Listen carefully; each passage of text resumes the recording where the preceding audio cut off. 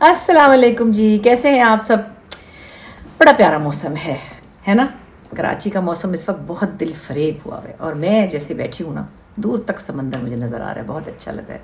अच्छा, वो समंदर के साथ मैं वीडियो बनाऊंगी, लेकिन अभी मेरा कैमरामैन गया हुआ है बशीर कहीं तो मैंने सोचा आपसे गपशप कर लेती हूँ और फिर वो मैं भी बनाऊंगी। मैंने माइक सीख लिया है, अच्छा इंशाल्लाह ताला उसके साथ, क्योंकि उसमें शोर इतना आता है ना कि फिर वो मैं आपको इरिटेट नहीं करना चाहती हूँ। मुझे पता है, मैं खुद भी होती हूँ, लेकिन फिर वो बना चुकी होती हूँ, फिर मुझे मज़ा आ रहा होता है, बातें पता नहीं क्या क्या बना गई मैंने, अल्लाह जाने आपको सुनाई भी दिया कि नहीं।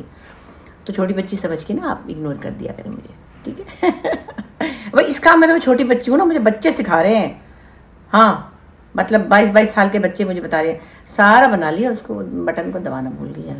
अच्छा, माइक का बटन दबा दिया, तो जो उसमें फ़ोन में लगा होते हैं वो उसको भी दबाना था। कल सब तोते की तरह रट के आई हूँ, इंशाल्लाह बनाऊंगी। खैर, मज़े की बात यह है कि 4 मौसम होते हैं ना हमारी ज़िंदगी में, जैसे गर्मी, सर्दी, ख़ज़ां, बहार, है ना। ये 4 मौसम हम समझते हैं कि हमारे दायरे हैं। उसमें एक और मौसम भी होता है जो होता है 5वां मौसम, और वो होता है हमारे अंदर का मौसम। उसको ठीक रखना बहुत ज़रूरी है। सब मौसम आप झेल जाते हैं, जहाँ मुश्किलें भी होती हैं आसान हो जाती हैं, गर्मी भी बर्दाश्त कर जाते हैं, बहुत खौफनाक सर्दियाँ भी पड़ती हैं टोरंटो वालों के यहाँ तो बताओ, मेरे बच्चे तो अल्लाह उनको हिम्मत दे।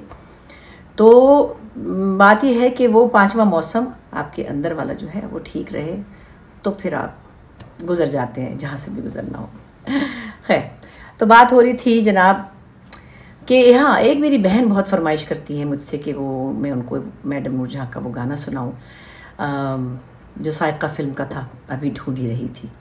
पता गला ठीक नहीं हो रहा, मेरा खुद का दिल इतना चाह रहा है गाना गाने को, मैं क्या बताऊँ, मर रही हूँ, मगर नहीं बात बन रही।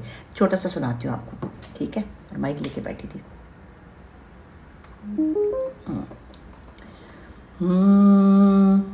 अभी ढूंढ ही रही थी तुम्हें ये नजर हमारी, अभी ढूंढ ही रही थी तुम्हें ये नजर हमारी, कि तुम आ गए अचानक, बड़ी उम्र है तुम्हारी, अभी ढूंढ ही रही थी तुम्हें ये नजर हमारी। आगे से भी आता है, लेकिन ऊपर इतना है ना कि वो आवाज़ में खराश अच्छी नहीं लगती, तो आपकी फरमाइश पूरी की मैंने। और भी फरमाइश में 25 दफ़ा देख चुकी हूँ। अपना डाइट प्लान बताएं, डिनर प्लान बताएं, मेरी बहन मेरे भाई जो भी आप लिख रहे हैं, मेरा कोई ऐसा सेट पैटर्न नहीं है कि मैं कोई पता नहीं क्या ही डाइट खाती हूँ और मैं फ़लानी कैलोरीज नापती हूँ या फ़लानी चीज़ें। मैं सिंपल खाना खाती हूँ। मैं मतलब सब्ज़ी दाल तो बहुत ही पसंद है मुझे, बाकी मैं चिकन नहीं खाती भाई। मैंने इसका फीड बनते हुए देख लिया था एक दफ़ा, किसी ने दिखा दिया था शो में, तो शुरू में वो सरेआम में इकरार ने सब कुछ दिखा दिया, तो मुझे शुरू में मिले तो मुझे कहीं उन्होंने कहा सलानी को, वापस नए थे, तो मैंने बड़ा प्यार किया। मैंने कहा बेटे तुम वैसे तो अल्लाह पूछे तो तुमने तो हमें किसी जोगा नहीं छोड़ा। कहते जी, मैं कहा कुछ खा ही नहीं सकते क्या, मतलब मसूर की दाल में का पौधा लगा लूँ, गमले में है, उसी को तोड़ के खाऊं, हर चीज़ तो दिखा दी अफसोस कि कुछ भी ठीक नहीं हुआ ना। हाय, कुछ नहीं हुआ, बेचारा पकड़े जा रहे हैं लोगों को, लेकिन अल्लाह हिम्मत दे। ख़तरनाक काम भी है ये, आसान नहीं है ऐसे माफियाज के साथ लड़ना और उनको साथ उलझना और उनको एक्सपोज करना। तो मैं कभी कभी बहुत घबरा जाती हूँ जब मैं सुनती हूँ कि यूँ हुआ उनके साथ हुआ, मैं फ़ोन भी कर देती हूँ वसीम को, है अल्लाह क्या हुआ। खैर, अल्लाह की मान है। तो एनीवे, तो मैं बाहर का खाना बिल्कुल ना होने के बराबर खाती हूँ, और मैं घर का खाना खाती हूँ, और मैं अपने सेट पे भी जब खाना मंगाती हूँ। कल हमने क्या मंगाया था, हाँ, गाजर की सब्ज़ी थी भुनी हुई बड़ी अच्छी, और दाल थी, और शामी कबाब थे। सो वहाँ पे मेरी जो लोकेशन पे है बड़ी अच्छी जिनका घर है, वो बेचारी कहती क्यों खाना मंगाती है, हमारे घर से खाएं तो अच्छा नहीं लगता। मैंने कहा नहीं, खाना मेरा वो मुलाजिम ले आएगा, आप मुझे रोटी बनवा दिया करें। तो उनकी मुझे एक लड़की है, वो मुझे रोटी बना के दे देती है, तो मैं तो सिंपल खाती हूँ। हाँ, मुझे आलू गोश्त खाने का बहुत शौक़ है, मटन खोर हूँ मैं, लेकिन रोज़ नहीं। पहले हम तो रोज़ खाते थे, हमारे अब्बा के घर में तो मटन के बगैर दाल भी नहीं पकती थी ना, मूंगी की दाल में भी मटन होता था। अब नहीं, एक तो महंगा तो है ही है, लेकिन अब इतनी ख्वाहिश भी नहीं होती, और मुझे लगता है कि अब टाइम के साथ हमें समझ आ गई कि रेड मीट थोड़ा ध्यान से खाना चाहिए। सो मैं बस आलू गोश्त, टिंडे गोश्त, गोभी गोश्त, इसके बगैर तो हाल नहीं कोई। आज आलू गोश्त पकेगा हमारे घर, हाँ मज़ा आएगा। ये जिस फिल्म का गाना मैंने आपको बताया ना, साइका, ये इस तरह की बहुत फिल्में बनती थी उस ज़माने में। अनीला, साइका, नायला, पता नहीं ऐसे बहुत सारे नाम थे, नौरीन, हाँ। तो ये लिखती थी ज़्यादातर, हमारी एक बहुत मशहूर नावल निगार थी, जिनकी हर नावल ऐसे हिट होता था जैसे पता नहीं कोई फिल्में या ड्रामे रिलीज़ होते थे, ऐसे लोगों को इंतज़ार होता था। उनका नाम था रज़िया भट्ट। बड़ी प्यारी खातून थी रज़िया भट्ट की कहानियाँ, बड़ी घरेलू, बड़ी प्यारी, बड़ी रोमांटिक और बहुत मतलब दिलों को छू जाने वाली थी। उनका एक नावल था बानो, उस पर दास्तान बना था, हम टीवी ने बनाया था, अगर आपको याद हो। सो मुझे लगता है उस ज़माने की हर लड़की ने रज़िया भट्ट को पढ़ा हुआ है। लड़की ने क्या, मेरी तो दादी खाना पका देती थी एक हाथ से और इधर से नावल पकड़ा होता था रज़िया भट्ट का, बड़ा पढ़ती थी, उनको बड़ा शौक़ था। तो उनकी फिल्में भी बड़ी हिट होती थी। तो ये साइका उनकी फिल्म थी। और नायला के भी बड़े प्यारे गाने थे, माला के गाने थे, मुझे आरज़ू थी जिसकी वो प्याम आ गया है, हाय कितना प्यारा गाना था। अच्छा, बड़ी मज़े की बात है कि मैंने जब लिखना शुरू किया, मेरा ख्याल 2000 में मेरा पहला लिखा हुआ प्ले आया था, 2000 या समथिंग, इसमें नीली धूप के नाम से मैंने लिखना शुरू किया, पहला मेरा प्ले था। तो उसके बाद मेरा पहला सीरियल आया जो मैंने लिखा, मकान, उसकी भी शायद कुछ 26 किस्तें थी। तो किसी का फ़ोन आया लैंडलाइन पे ना, तो एक खातून बोली कि बुशरा बोल रही हैं, आपका लिखा हुआ मुझे फला प्ले बहुत अच्छा लगा। मैंने कहा है शुक्रिया, आप कौन है? उन्होंने कहा मैं रज़िया भट्ट बोल रही हूँ, मैंने आपका नंबर PTV लाहौर सेंटर से लिया है। मैं तो यूँ हो गई, मैंने कहा है आप तो कहने लगी मुझे इतना प्यार तुम पे आए कि तुम क्या इतनी टैलेंटेड हो वगैरह वगैरह जो भी, और तुम इतना अच्छा लिख रही हो, तो मैं बड़ी खुश हूँ तुमसे। मैं तो मतलब बेहोश ही हो गई ना कि हैं रज़िया भट्ट, उफ, इतनी खुशगवार हैरत हुई। उन्होंने जो सबसे प्यारी हरकत की वो ये, उन्होंने कहा मेरे पास कुछ कहानियाँ हैं, सिंगल कहानियाँ, मैं तुम्हें तोहफ़तन देना चाहती हूँ ताकि तुम उनके टेलीफिल्म्स बनाओ। मैं तो हैरान रह गई और वो उन्होंने मुझे पार्सल में भेजी। खैर बदकिस्मती की बात यह कि मैं वो नहीं बना सकी, क्योंकि उसके बाद जब ट्रेंड चेंज हुआ कमर्शियल ड्रामों का, तो सिंगल प्लेज और टेलीफिल्म्स का ज़माना चला गया। एक्चुअली उससे बिज़नेस नहीं होता।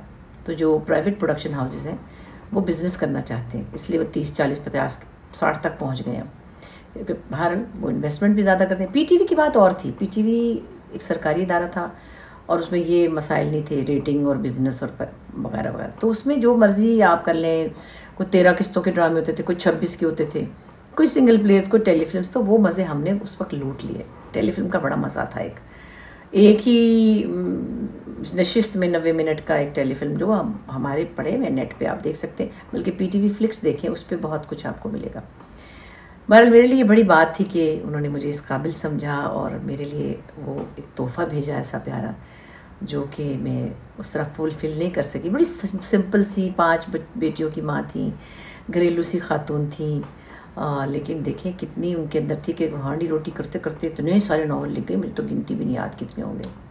ऐसे लोग होते थे। और क्रिएटिव इंसान कहीं पे भी कुछ भी करना चाहे वो कर सकता है। सो आप मेरी बहनें जो घरेलू ख़वातीन हैं, वो कुछ भी उनके अंदर स्किल है उसको मरने ना दें। आप कुछ भी करना चाहें, आप टाइम निकालें और आप उस पर ज़रूर अपनी स्किल्स को एक तो आप मतलब बताएं कि हम ये कर सकते हैं, करना चाहते हैं। उससे बहुत सा फैमिली का भी फ़ायदा हो सकता है। और अपने अंदर की जो सोल है उसको मरने ना दें। ठीक है, घरदारी, बच्चे, ये सब ज़रूरी है, बिल्कुल प्रायोरिटी है, हमारी भी थी, लेकिन अपने आप को भी खड़ा करें और अपना ख्याल रखें। अपनी डाइट का ख्याल रखें, अपनी सेहत का ख्याल रखें। मैं सिर्फ इतना ही करती हूँ कि मैं सिंपल खाती हूँ और मैं बीच में चुकर नहीं खाती। ना मेरे घर कभी नीमको आया है, ना मेरे घर कभी पापड़ शापड़ खाए हैं मैंने, ना कभी समोसे, ना पकौड़े रमज़ान में खाऊंगी ना इंशाल्लाह। तो वॉक नहीं अलबत्ता हो रही, ये भी बहुत दुख है, आपके साथ शेयर करना था कि पहले शुरू की थी बड़े जोश से, बड़ी होशियार बन के हैं। जब शूटिंग से 11 बजे आप आएँ थके टूटे, 3 मंजिला घर में आप शूटिंग ऊपर नीचे कर रहे हो, और जब आप 8 दफ़ा साड़ियाँ चेंज करें और फिर उसके बाद आप सीन भी 8-8 दफ़ा कराएँ, तो बस फिर वो जज्बा मर चुका होता है। बस यही है। फिर थोड़ी बहुत सुबह को मैं स्ट्रेचिंग कर लेती हूँ, वही मैंने आपके साथ जो डर डर के शेयर की थी कि बिल्कुल ऐसे, हालांकि मैं खुल के करती हूँ वैसे, मगर मैं ज़रा झिझक के करी थी ना। मैंने टांग इधर की उधर की, ना मैंने कोई बाजू भी ऐसे ऐसे किए। मेरी एक दोस्त हंस रही थी, कहती इतनी तो तुमने खौफजदा होके तो तुमने अपनी वर्जी। मैंने कहा तो भाई मैं क्या करती, फिर मैं तो नहीं इधर की उधर टांग कर सकती, ना उधर का उधर अपने आप को कर सकती। तो जितना मेरी बहनें समझ गई मैं क्या कह रही थी, बस समझाना ही था थोड़ा सा। खैर एनीवेज, आप अपना ख्याल रखें। और एक बड़ा अच्छा मैंने आजकल कुछ अरसे से जुमला सुनी, टेक केयर ऑफ योरसेल्फ, अपना ख्याल रखें। तो ये बात बड़ी अच्छी है, टेक केयर ऑफ़ योरसेल्फ। आप अपने लिए भी इम्पोर्टेंट हैं और दूसरों के लिए भी, लेकिन पहले अपने आप का ख्याल रखें। माएँ बहनें अपने आप का ख्याल नहीं रखती हैं, सारी फैमिली को लेके बैठी होती हैं, उसके बाद खुद की घुटने रह जाते हैं, किसी का कुछ हो जाता है, आपको कोई नहीं पूछेगा। सॉरी टू से, मैं किसी को ब्लेम नहीं कर रही हूँ। अल्लाह ना करे लेट जाएंगे तो किसी किसी के बच्चे हैं जिनके पास टाइम है, अच्छे बच्चे भी होंगे पर टाइम नहीं है। हमारे अच्छे बच्चे दूर है, तो इसलिए अल्लाह ताला सबको अपनी हिफ्ज़ व अमान में भी रखे, सेहत रखे, हिम्मत रखे। और मगर सबसे पहले आपकी ज़िम्मेदारी है कि आप लापरवाही ना करें, अपने चेकअप्स कराएं। ये बहुत इंपॉर्टेंट बात है जो मैंने की, अपने चेकअप्स कराएं, देखें क्या कहाँ क्या हो रहा है। आपको पता है ब्रेस्ट कैंसर औरतों में बहुत ज़्यादा है, उसकी अवेयरनेस भी अब आपको हो गई है। किसी भी तरह अपने ब्लड टेस्ट कराएं, अपने अंदर देखें हेपेटाइटिस तो नहीं है, ये तो नहीं है, वो तो नहीं है। ज़रा अपनी किसी पंजाबी में कहते हैं ना, भोला पट्टी करते रहें अंदर क्या हो रहा है। ठीक है, इतना कोई करोड़ रुपए का खर्चा नहीं होता। और ऐसे भी अस्पताल हैं जहाँ पे आपको शायद मुफ्त में भी ये सहूलत मिले या कम पैसों में मिले। कोशिश करें कि अपना ख्याल रखें, ठीक है। और फिर हाँ, मैं दिखाऊंगी आपको समंदर का नज़ारा। मैंने माइक कैसे लगाए, माइक लगा के कोशिश करूंगी ताकि शोर ना आए। फिर ट्राई करते रहना चाहिए, मैं करके रहूँगी। मैं वो एक बड़े मज़े का नारा है, कल वो एक बच्ची सिखा रही थी, उसको तो इस नारे का पता नहीं है। पार्टीशन से पहले जब ये सब मुहिम चल रही थी पाकिस्तान हिंदुस्तान बनने की, तो एक नारा मैंने सुना था, बट के रहेगा हिंदुस्तान, बन के रहेगा पाकिस्तान। तो मैंने क्या किया, मैं करके रहूँगी माइक को सर, क्यों नहीं मुझे हो रहा, समंदर पे जाके भी ख्वार हो गई, शोर ने मुझे पागल कर दिया। तो कोशिश करती हूँ कि माइक के साथ करूँ, फिर देखते हैं, ठीक है ना। चलिए फिर बात होती है। Thank you.